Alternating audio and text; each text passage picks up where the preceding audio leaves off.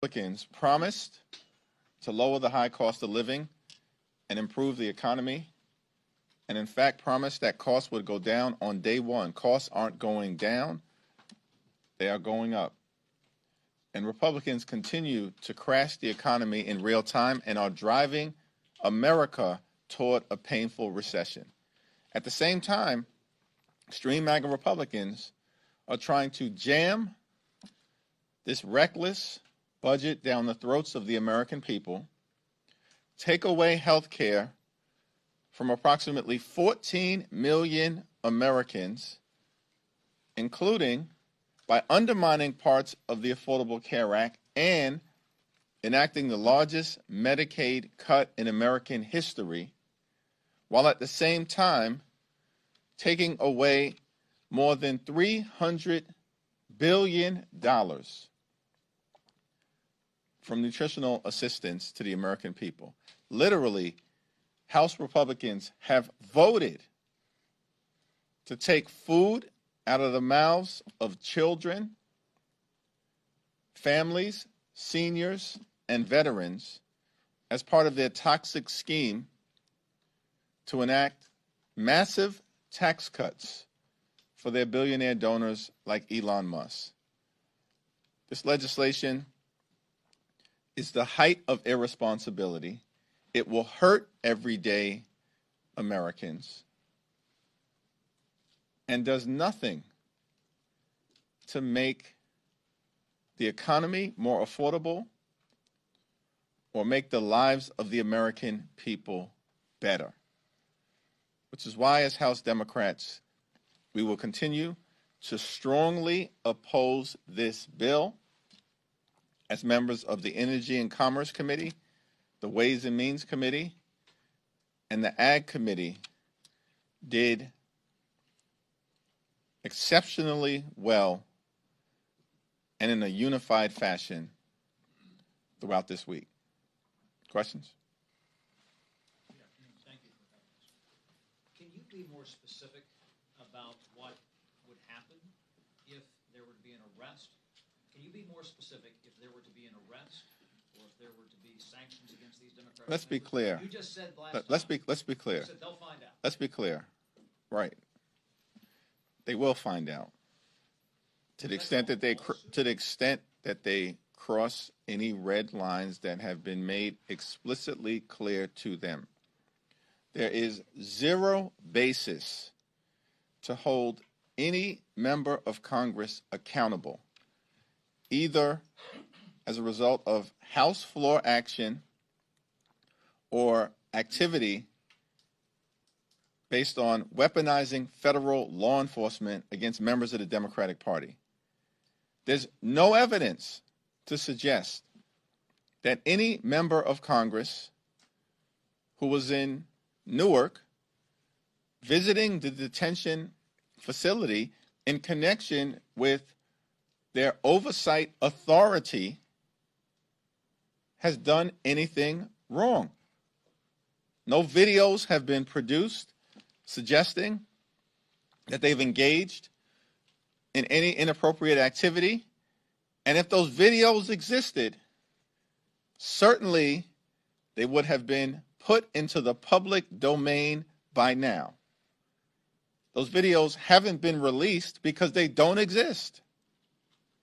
The members of Congress, Bonnie Watson Coleman, LaMonica MacGyver, and Rob Menendez, were the ones who were subjected to overly aggressive behavior by people who are weaponizing the authority of the federal government as part of some effort to try to intimidate House Democrats. It's not happening. They will not be successful as it relates to their efforts to intimidate us. Not today, not tomorrow, not next week, not next month, not next year, not ever.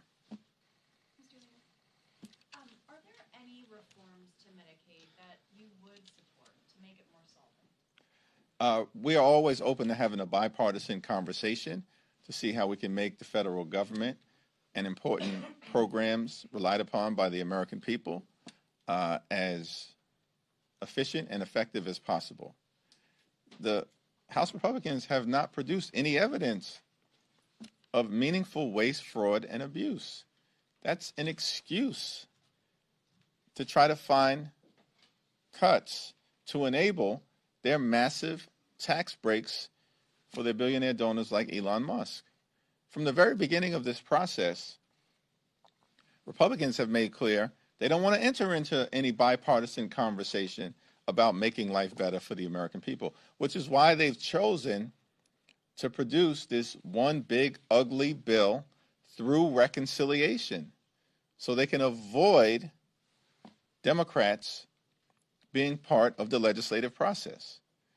To the extent this thing falls apart in some way, shape, or form, then as Democrats, like we've made clear from the very beginning of this Congress, we'll work with anyone in good faith who's actually committed to improving the quality of life of the American people and building an affordable economy. Republicans clearly are not in that space. But what about strengthening work requirements and those kinds of things? The Republicans have spent years complaining about unfunded mandates, and now we have this one big ugly bill filled with unfunded mandates. These aren't serious people right now. And this is not just Democrats expressing concern about the assault on Medicaid and the health care of the American people. Senator Josh Hawley has been very clear, because he knows what we know, that this Republican budget, the GOP tax scam, represents an assault on Medicaid recipients and the health care of the American people. This whole notion that Democrats are somehow making this up is belied by the fact that conservative Republicans have made the same observation, including people who are close to the Trump administration who have warned this Republican Congress that if they proceed with these Medicaid cuts, they are hurting their own people. Rural hospitals will close, and health care is going to be snatched away from working class Americans in blue states, purple states, and red states.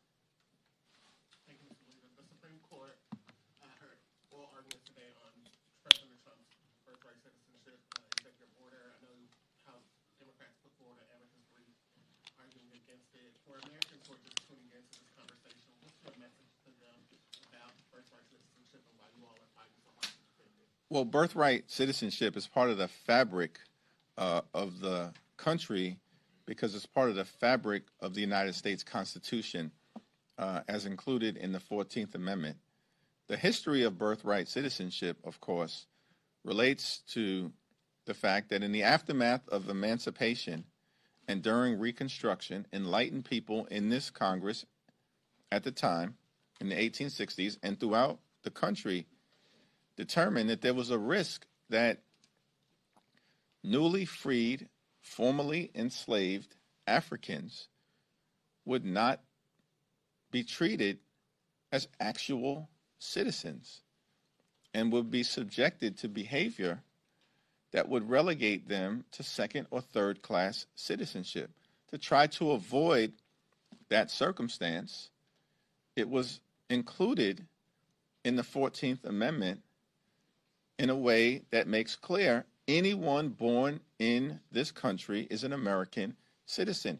Donald Trump does not have the ability to wave a malignant MAGA wand and wipe that away. He can't do it. And I think it's pretty clear based on the Supreme Court arguments today that a majority of the court will come to that conclusion, that Donald Trump's executive order related to birthright citizenship was both unlawful and unconstitutional, and another example of his abuse of power. Thank you. Speaker Mike Johnson said earlier this week that he supports banning members of Congress from trading stocks, which is something that you've said you support.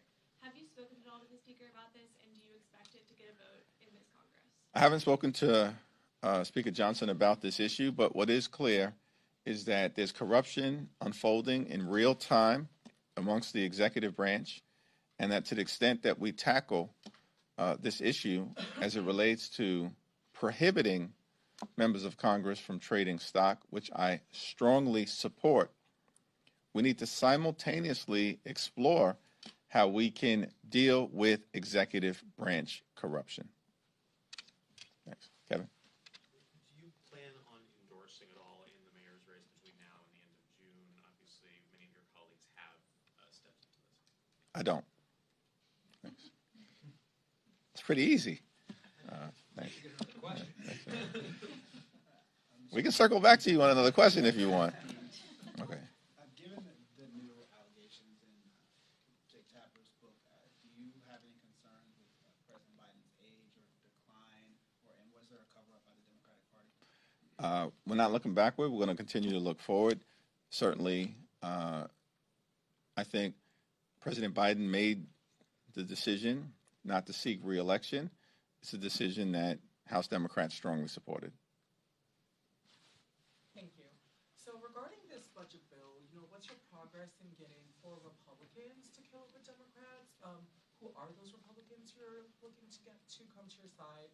And additionally, what other avenues can Democrats explore to kill the bill? Well, there were more than a dozen Republicans who, in different ways, have publicly communicated their opposition to supporting a bill that would strip away Medicaid and health care benefits from the American people, including those that they represent. All we need are 4 of those Republicans who have publicly said they do not support this effort to enact the largest cut to Medicaid in American history, to actually stand on principle and oppose this Republican budget as it is currently written. I do not believe that the Republican leadership believes that the votes exist right now for the GOP tax scam as it has currently been put together. And so the next few days will be critical. I urge my Republican colleagues to stop running away from their constituents. House Democrats are going to continue to run toward our constituents and their constituents, as we've been doing. And we'll have these conversations in advance of returning to Washington, and we'll see if just a handful of members can come up with the political courage to stand up for their constituents.